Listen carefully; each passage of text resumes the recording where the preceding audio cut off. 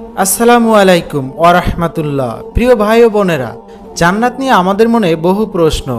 এর মধ্যে একটি প্রশ্ন খুবই প্রচলিত, জান্নাতে পুরুষদের যদি হুর দেওয়া হয় তাহলে নারীরা কি পাবে? এই প্রশ্নটি অনেক সময় বিভ্রান্তি, কষ্ট বা ভুল ধারণার জন্ম দেয়। আজকের এই ভিডিওতে আমরা কুরআন ও সহিহ হাদিসের আলোকে অত্যন্ত স্পষ্ট ও সম্মানজনকভাবে এই বিষয়ে আলোচনা করব।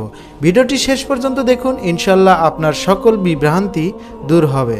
জান্নাত কোনো দুনিয়ার মতো জায়গা নয়। আল্লাহ বলেন, সেখানে এমন সব নিয়ামত থাকবে যা কোনো চোখ দেখেনি, কোনো কান শোনেনি, কোনো হৃদয়ে কল্পনাও আসেনি।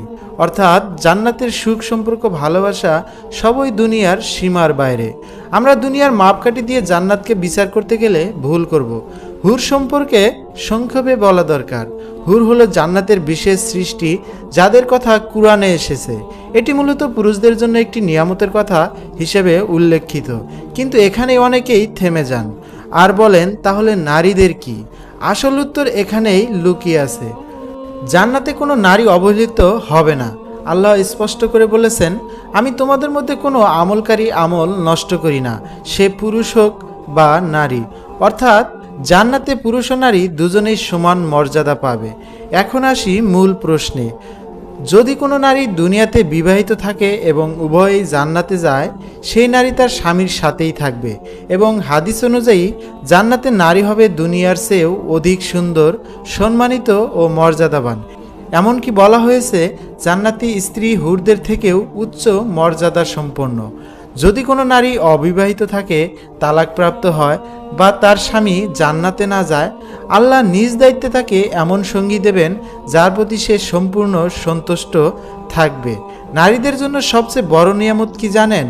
জান্নাতে কোনো হিংসা নেই, কোনো কষ্ট নেই, কোনো তুলনা নেই, কোনো কান্না নেই। যা মন চাইবে তাই পাওয়া যাবে। অনেকেই মনে করেন জান্নাত শুধু পুরুষদের আনন্দের জায়গায়।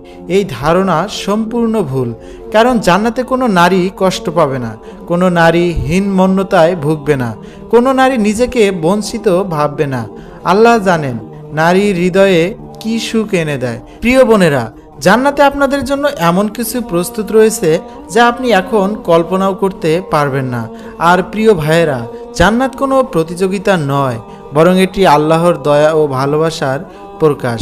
আল্লাহ তাআলা আমাদের সবাইকে জান্নাতুল ফেরদাউস নসিব করুন, দুনিয়া ও আখিরাতে সন্তুষ্ট হৃদয় দান করুন। আমিন।